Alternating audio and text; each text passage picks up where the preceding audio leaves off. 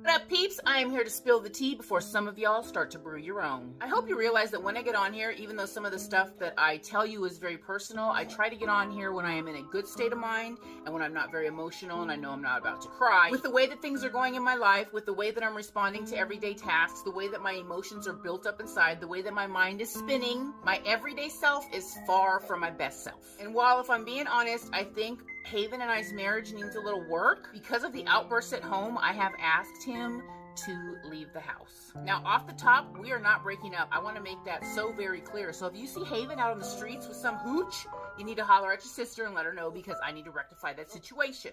Right now, I feel like my depression has gone farther than it's ever gone before. The stress, the anxiety. I don't know if the ADHD has anything to do with that either, but I have never felt this way before. And unfortunately, with Haven being at home and me going off, I get stressed out. I get bigger anxiety, I end up in tears, and so does Haven. I'm not saying that Haven is sitting at home crying, but what I'm saying is when I get pissed off, I go into a rage, and I'm yelling at him at the top of my lungs, the veins are popping out of my neck, and he doesn't deserve that. I don't want to get to that point where I am so upset that I'm screaming, and I end up in tears, defeated, and I don't think that he deserves for me to be yelling at him and screaming at him in his face. I'm telling you, I think our marriage needs work, which maybe it does, but at the same time, because I'm in the state I'm in, maybe I'm just upset with him because I'm upset with myself. And just because Haven's going to be out of the house doesn't mean that anything's going to change. He's still going to be here on events. He's still going to be here for the holidays. We don't hate Haven. And even though I'm the one that asked him to leave, I already know I'm going to cry when he walks out the door. I'm going to ask him to come over every weekend. I already can feel it. I already know it in my bones. But for right now, I honest and truly feel in my heart, in my soul, in my head that I need this time by myself. I need this peace.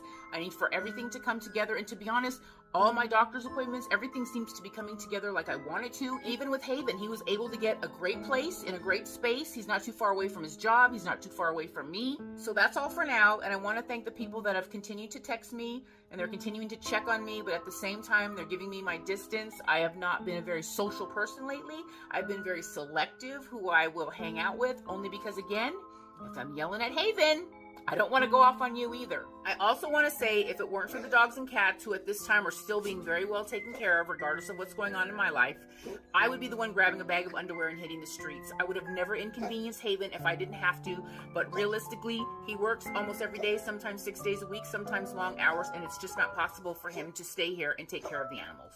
That's all I got for now. Until next time, people, support your local rescue!